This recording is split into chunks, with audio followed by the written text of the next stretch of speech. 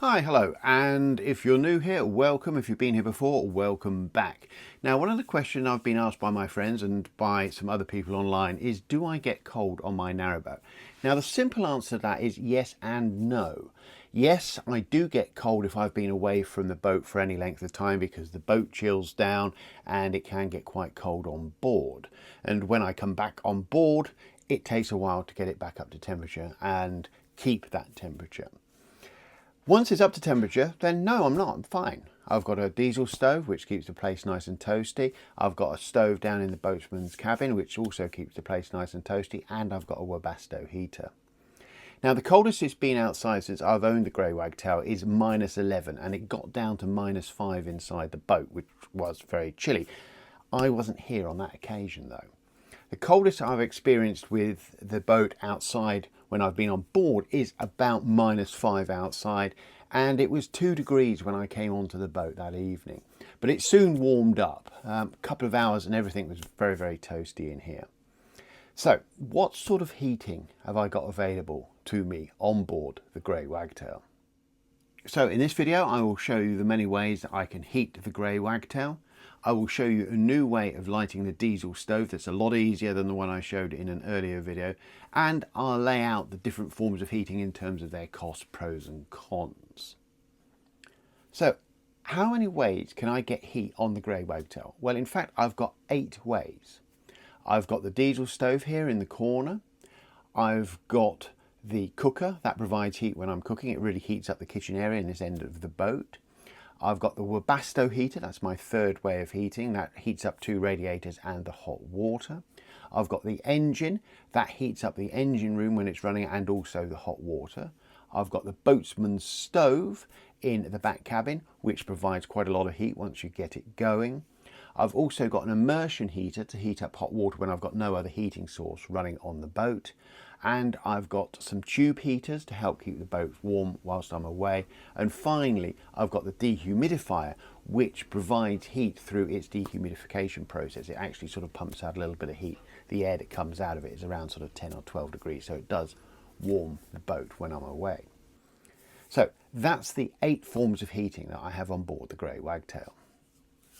So let's have a look at them. Let's have a look at the pros and cons and get into how they work and what's going on with them. Now, a primary source of heating on my narrowboat is the diesel stove that sits in the corner of the lounge. Now, in an earlier video I made a real hash of lighting this stove. However, I've now got the lighting of this stove down to about the length of time it takes me to make a cup of tea. And I'll show you how I do that shortly. The first thing I have to do with the diesel stove is to remember to put the chimney on. Next, turn on the diesel and give the needle a bit of a clean. So I wiggle this in and pull it back out, as you can see here. This just cleans any carbon buildup on the needle, the point of entry of diesel into the stove. Now, the new method of lighting involves just lighting one fire lighter, lifting the lid up and then dropping it down into the cage of the stove.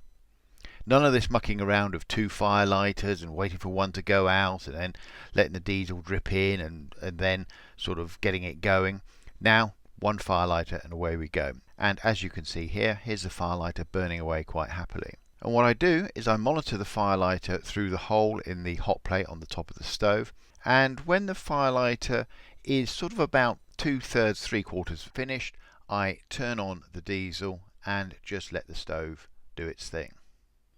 After a few minutes I come back and have a look back down the spy hole into the stove, and you can still see the fire lighter burning there, but you can also see flames around the outside, these yellow flames that will eventually turn blue. This is the diesel coming in and burning and heating up the stove and the cage. And that's it, the stove is alight. All I have to do now is put the fan on top and let that warm up so it starts spinning. Now, these fans, I didn't think they pushed much air around, but if I hold a piece of paper in front of it, you can see there's quite a flow from it. And you can feel the air being pushed over you if you sit near it on the sofa. Finally, once the stove has been running, typically for about 10 minutes, and the water pipes on the jacket have got hot, I turn on the central heating pump. And this pump pushes the hot water from the jacket, the copper coil inside the stove, down to a radiator that's about halfway down the boat. This radiator gets surprisingly warm. And that's it. That's how I start the diesel stove in the cabin. Turning off the diesel stove is very easy. I just turn off the main valve that leads to the stove. I then turn off the valve at the wall. And I leave the stove to go out. And then after the stove has gone out, and I've left it for about 10 minutes, I then turn off the central heating pump. And that's it. That's how I start and stop the diesel stove. Another source on the Narrowboat is an unexpected source. It's the stove in the kitchen. The stove in the kitchen throws out a surprising amount of heat. So every time I cook, I'm surprised at just how warm it gets in the main cabin.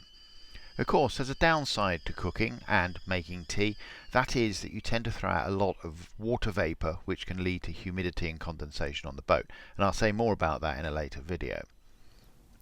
Another source of heating on the boat is the Webasto diesel heater, and this is located down in the engine room. This is possibly the easiest form of heating to use on the boat, as it just involves two switches. There is a main switch in the engine room and then a control switch in the bedroom, which you just turn on. The Webasto diesel heater is incredibly noisy. It sounds like a jet engine trying to take off. The diesel stove in the main cabin is quiet. The Webasto is noisy.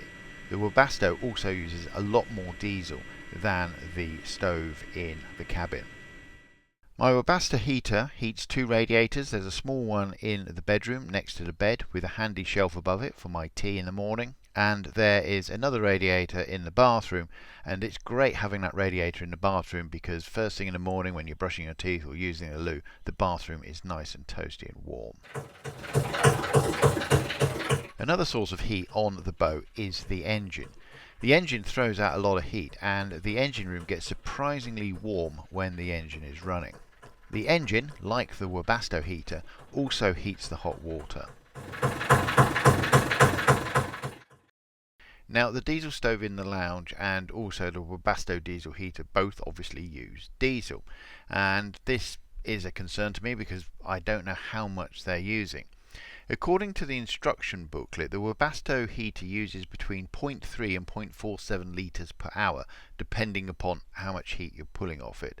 And the diesel stove in the lounge uses between 0.12 and 0.36 litres per hour. Again, depending upon how high you have that little grey knob turned. Typically, I run it down at the lower end, so I think I'm using about 120 to 150 mils an hour, 0.12, litres an hour on the diesel stove. Now, I don't tend to run the Webasto for very long each day. Typically I might have it on for half an hour in the morning, maybe 45 minutes just to heat up hot water and to get the bedroom and bathroom warm, and then I may put it on again later in the evening if I've been out and I need to give a quick boost to heating. The diesel stove in the lounge I tend to turn on and leave it just sort of ticking over on low from when I get up in the morning to when I go to bed at night. So I guess it's on about 13-14 hours a day, typically, something in that region. But I have been keeping a close eye on the amount of diesel I use. The diesel is pulled from the back tank, and it seems that I use very little. In fact, over about 6 days, the diesel level in the back tank didn't seem to drop much at all. The final main source of heat on the boat is the boatsman's stove, which is obviously located at the back of the boat in the boatsman's cabin. This is a traditional coal fire stove, so when I use it, the first thing I need to do is to remember to go outside, remove the cap and to put the chimney on. And yes, that is a new chimney, and yes, it is missing a cowl because when I went to the chandlers they didn't have one, but I will be getting one to put on the top. Once the chimney is on, I then light the stove. One thing I do find a bit odd is I've got to load everything in from the top, which can prove a bit fiddly. Lighting the stove is very easy. I just remove the hot plate, put in a layer of paper, add in some firelighters, and then I build a sort of raft of kindling wood. Typically I will put sort of 3-4 bits across and then 3 or 4 bits across the other way, so I build up a little raft. Next I add in a layer of coal on top of my raft of kindling. And I don't put too much coal on here, particularly when I'm just starting the fire. I will add more coal later as needed. Once I have everything built up, I then go in and light the paper. This can be a little bit tricky sometimes, and usually takes me several goes to get it going. I sort of light the four corners near the raft. This catches the paper, which in turn catches the firelighters, which then hopefully get the kindling going, and then finally the coal. Once I feel I've got the fire going, or at least the paper lit, I will then replace the stovetop, and I will usually have the door underneath the fire open to get a really good draft going. After the fire's been running a while, I will just check it, make sure that it's nicely lit, and add any more coal if needed. I actually find the Boatman stove very easy to light and get going, and it throws out a tremendous amount of heat. In fact, so much heat it's difficult to stay in the cabin. Once the stove is going, I then shut the door at the bottom of the fire because I don't need it to draw so much. And that's it. That's how I get the fire going in the boatman's cabin, in the boatman stove. Very easy to light. The only downside of it is it's really difficult to clean out, and it makes a huge amount of mess. It generates a lot of ash. Now, if I haven't had the engine running or the Webasto heater, I don't get any hot water on board. And this is the hot water tank, which is underneath the bed, and my option for heating hot water without the engine or the Webasto heater is to use an immersion heater. So the immersion heater provides another form of heat on the boat, but obviously it only heats up the hot water. It's difficult to see here, but when you look in the engine room, there's a whole series of pipes. Those copper pipes are sort of backwards L-shaped pipes. They're the hot water pipes coming from the Webasto heater and going into the radiators and also into the hot water system. And there's also pipes there that go in from the engine to heat up the hot water. Now, another form of heating I have on the boat is a couple of these tube heaters. These I only use when I'm away from the boats. I can control them remotely, and I only turn them on if it gets really cold outside. They'll heat up the boat 1 or 2 degrees and hopefully prevent it from freezing. An unexpected source of heat on the boat is the dehumidifier. When the dehumidifier is running, it actually throws out air that's sort of about 10 to 12 degrees centigrade. So during the day, when I have this turned on to dehumidify the boat, which I do when I'm away, the dehumidifier also heats up the boat.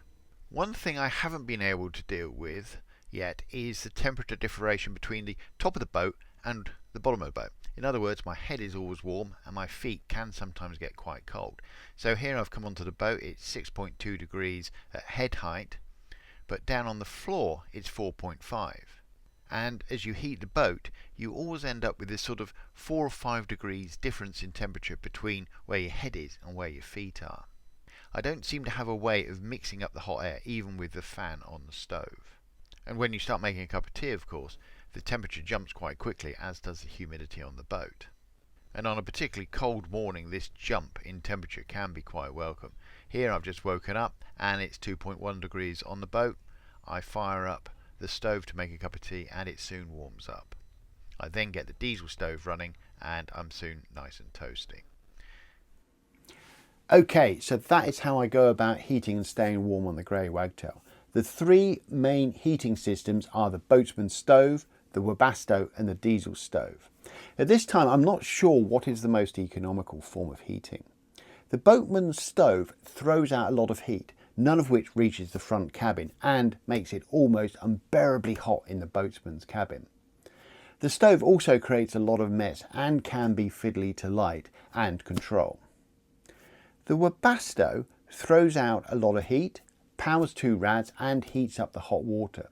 It's super easy to use, it's just a flick of a switch, but it's super noisy and seems to use a lot of diesel. The diesel stove in the corner here was initially a pain to light, but I've now got that sorted. It provides a good steady background heat and heats 1 radiator, and it isn't too messy. It also seems to be quite economical with fuel. What's your view on this? What do you think is the best form of heating for a narrowboat? Please let me know in the comments below. Okay, so thanks for watching for this long.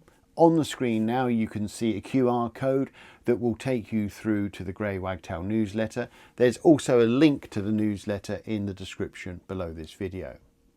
If you've enjoyed this video and liked it, please give it a thumbs up and a like, particularly if you found it useful. And if you haven't done so already, please consider subscribing. Again, thanks for watching. Bye for now.